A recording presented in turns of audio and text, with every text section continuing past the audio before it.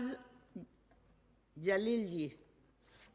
अध्यक्ष महोदय, आज तक हम ये समझते थे कि हेल्थ बजट का मतलब ये होता है कि हेल्थ और फैमिली वेलफेयर के नाम के ऊपर जितने भी हेल्थ की स्कीम चलाई जाती है उसके ऊपर कितना पैसा खर्च किया जाएगा, ये जनरली हेल्थ बजट इसको कहा जाता था, ये हमारी सोच थी।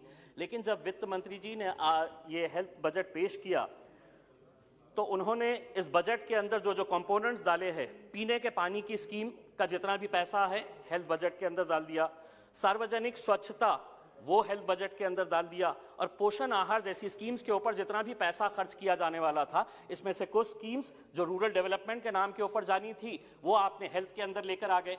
और जब ऐलान किया कि हम 137% इंक्रीज किए हैं बजट के अंदर हेल्थ के लिए, तो सारे सदन ने तालियां बजाकर इसका स्वागत किया। लेकिन हमें भी यकीन नहीं हुआ, लेकिन जब हमने जाकर इन आंकड़ों को अच्छे तरीके से पढ़ा तो हमें समझ में आया ये सिर्फ एक खेल था।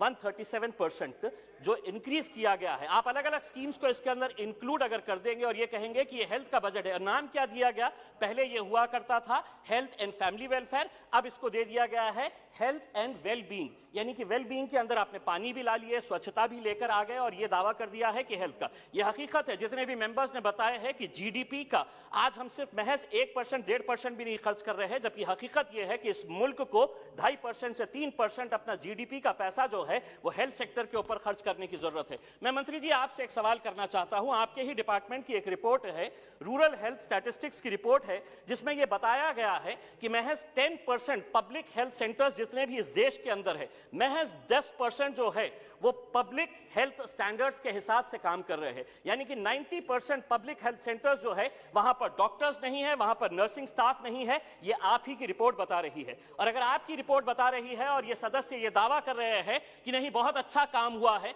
तो फिर ये रिपोर्ट गलत है या आप जो दावा कर रहे हैं वो गलत है। दोनों में से इसका खुलासा होना चाहिए। आपने कहा कि 35,000 करोड़ रुपए आप हेल्थ बजट के नाम के ऊपर 30 करोड़ लोगों को आप वैक्सीनेशन करेंगे, लेकिन जिस तेजी से ये रफ्तार से जिस तरीके से ये जा रहा है, एक हेल्थ जितने भी एक्सपर्ट्स हैं उनका एक अनुमान है कि एक साल के अंदर 30 करोड़ तो बहुत दूर की बात है, महज 10 करोड़ लोगों को ये वैक्सीनेशन पहुंच सकता है, यानी कि 35,000 करोड़ उसके लिए रखे हैं।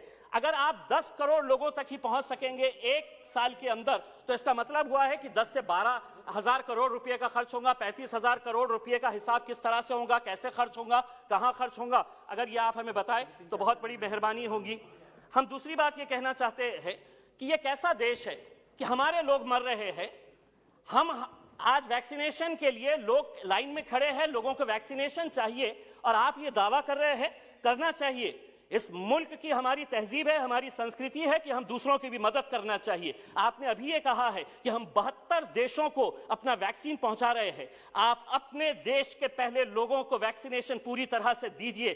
जिस दिन खत्म हो जाएगा एक एक शख्स का वैक्सीनेशन, तब आप पूरी दुनिया के अंदर बांटिए, तब जाकर। लेकिन आज मैडम ये हकीकत है कि आज आप क्यों नहीं, आज हमारे को वैक्सीनेशन चाहिए, हमारे पास नहीं है, लेकिन ये दावा किया जा रहा है कि इतने सारे लोगों को हम वैक्सीनेशन दे रहे हैं। मंत्री जी, मैं आपसे हाथ जोड़कर एक विनती करना चाहूंगा। एक रेयर डिजीजेस जो है वो बहुत बड़ा एक सब्जेक्ट है, बहुत कम लोग इससे प्रभावित होते हैं, लेकिन उनके लिए कोई ऐसी स्कीम नहीं है। एक स्कीम है RAN के जरिए जिसके अंदर आप वन टाइम 15 लाख रुपए देते हैं। मंत्री जी, मैं अध्यक्ष महोदय जी, मैं आपको भी बोलना चाहता हूं क्योंकि आप भी एक मां है, आपको मालूम है बच्चों का दर्द क्या होता है। कुछ दिन पहले ऋतुजा नाम की एक 7 साल की बच्ची आई थी। मंत्री जी, उस बच्ची को एक रेयर डिजीज हुआ है, स्किन का एक प्रॉब्लम ऐसा हुआ है कि उसका इलाज ही नहीं है यहां पर, उसके पास पैसे ही नहीं है। बाप एक छोटी सी कंपनी के अंदर काम करता है। वो बच्ची जब मास्क लगाकर मेरे दफ्तर के अंदर आई और उन्होंने कहा कि मुझे मदद करिएगा, मेरा इलाज कहीं पर भी नहीं हो रहा है करके,